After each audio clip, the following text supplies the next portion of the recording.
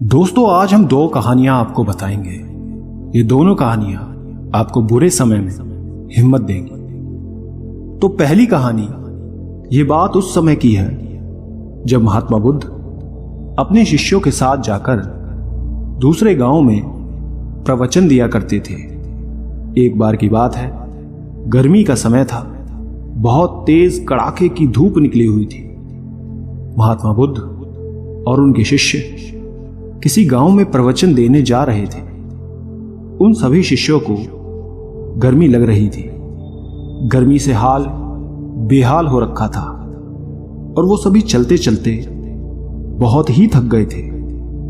महात्मा बुद्ध के प्रिय शिष्य अब आनंद के मन में भी सवाल उठ रहा था। अंत में उन्होंने महात्मा बुद्ध से कहा, गांव कब आएगा और यहां से कितनी दूर है, हम थक गए हैं। तो वहीं खेत में एक बूढ़ा व्यक्ति काम कर रहा था।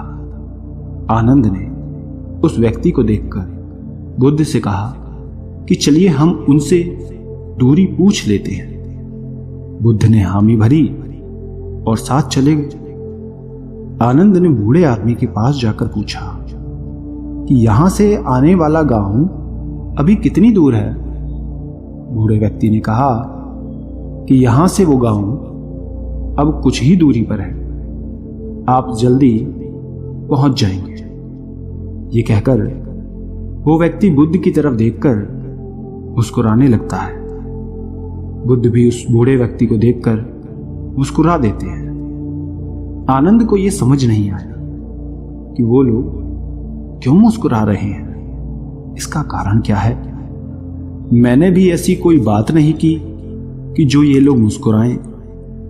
आनंद के मन में ये सवाल अभी था ही कि वो लोग आगे निकल गए। आगे जाने के बाद जब फिर से गांव नहीं आया, तब आनंद के मन में फिर से ये सवाल आने लगा कि उस बुजुर्ग द्वारा बताए गए रास्ते के अनुसार अभी गांव आया नहीं।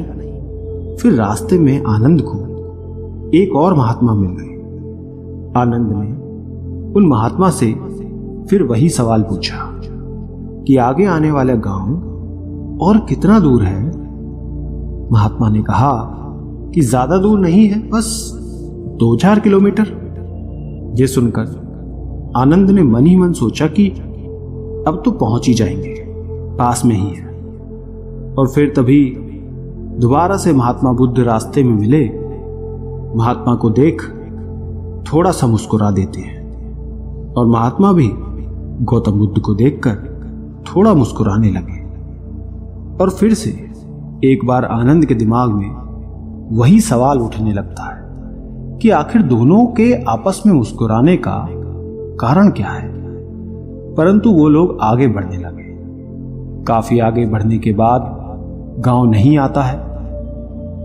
अब आनंद ने एक बूढ़ी माता से फिर पूछा कि गांव कितनी दूर है। बूढ़ी माता ने कहा कि बस कुछ कदम दूरी शेष है, आप गांव पहुंच ही गए। और एक बार फिर से वो बूढ़ी औरत और बुद्ध एक दूसरे को देखकर मुस्कुराने लगे।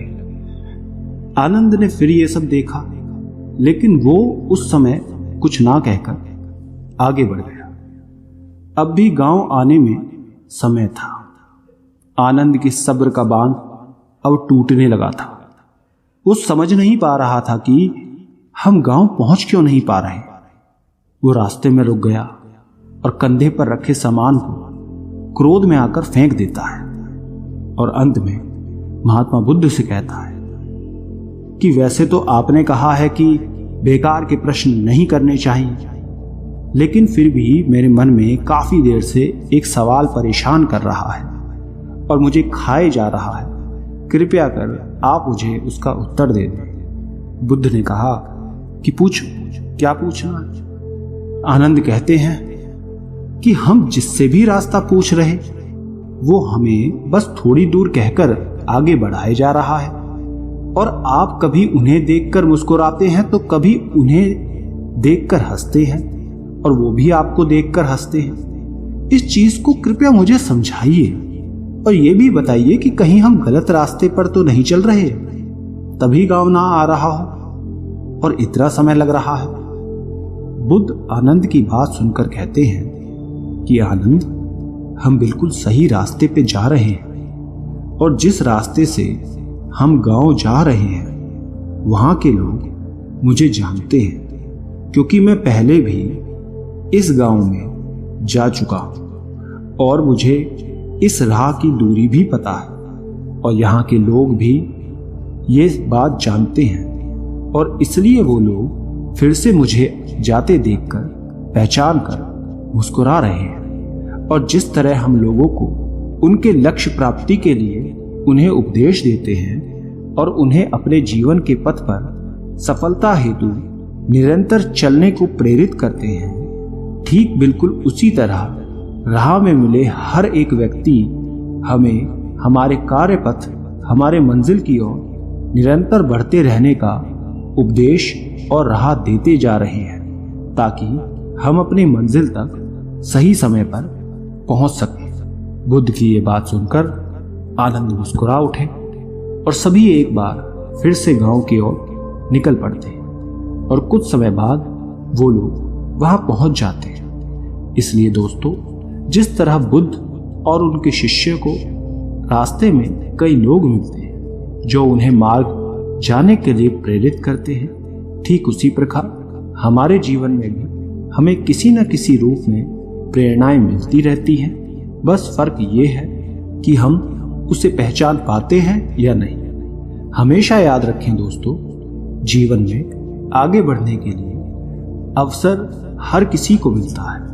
ये हमारे ऊपर है कि हमें उस अवसर को पहचान कर आगे बढ़ना है और हाथ आए मौके को हाथ से जाने नहीं देना है और साथ ही हमेशा अपनी मंजिल के प्रति धैर्य बना कर रखें। बेशक उसे मिलने में समय लगे, कठिनाई का सामना करना पड़े, लेकिन एक ना एक दिन वो मंजिल जरूर मिलेगी और जब हम उसे प्राप्त कर लेंगे तो सभी मार्ग से मिली कठिनाई को भूल जाएंगे और उस जीत की खुशी को महसूस करेंगे।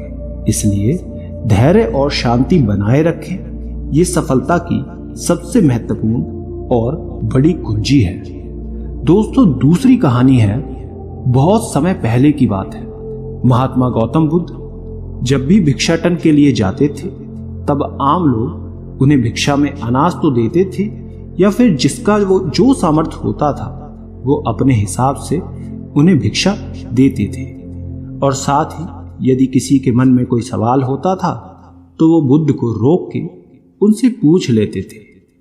एक बार ऐसे ही महात्मा बुद्ध भिक्षा लेने के लिए एक गांव में गए। उस गांव के लोगों ने उन्हें भिक्षा दी। तभी एक व्यक्ति वहां पे आया और बुद्ध को भिक्षा देकर कहा, प्रभु, मेरे मन में एक सवाल है जो काफी समय से चल रहा है, मुझे आपसे उसका उत्तर चाहिए। बुद्ध ने कहा, पूछो। उस व्यक्ति ने कहा, हम सभी के जीवन में सुख दुख उतार चढ़ाव लगा ही रहता है। हम सभी अपने जीवन की उलझनों में इतना उलझे रहते हैं कि उसे करीब से समझ ही नहीं पाते, न जीवन जी पाते हैं, बस दौड़ते भागते रहते हैं अपने घर की जिम्मेदारियों के प्रति, अपने सपनों के प्रति। परंतु जब हम उसमें असफल हो जाते हैं तो खुद को कोसने लगते हैं। हमें ये जीवन व्यर्थ लगने लगता है। हम लोगों की बातों में आ जाते हैं। हम अपने जीवन की अहमियत नहीं समझ पाते और पूरा जीवन ऐसे ही निकल जाता है और हम अंतिम समय में अफसोस करते हैं कि काश हमने जीवन को सही से जिया होता, उसकी अहमियत समझी होती। क्या आप मुझे बता सकते हैं कि जीवन का सही मूल्य क्या है? बुद्ध ने उस व्यक्ति की बात सुनी और उसे अपने पास से एक चमकीला पत्थर दिया और कहा कि जाओ और इस पत्थर का मूल्य पता करो, लेकिन ध्यान रहे तुम्हें इसे बेचना नहीं है, बस मूल्य पता करना है। उस व्यक्ति ने बुद्ध से पत्थर लिया और बाजार की तरफ निकल गया।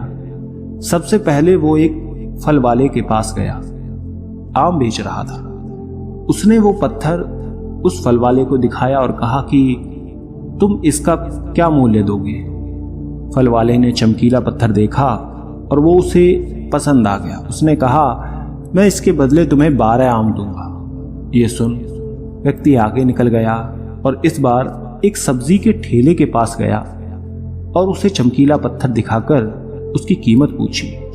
सब्जी वाले ने उसे देखा, कहा, यह तो बेहद शानदार पत्थर है, मैं इसके बदले तुम्हें 1 बोरी आलू दूंगा, तो मुझे ये पत्थर दे दो।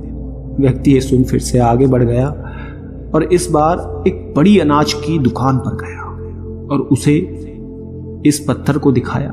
दुकानदार पत्थर को देखकर कहता है, ये इतना प्यारा पत्थर है, मैं इसे रख लेता हूं और इसके बदले तुम्हें 5 अनाज की बोरी दूंगा।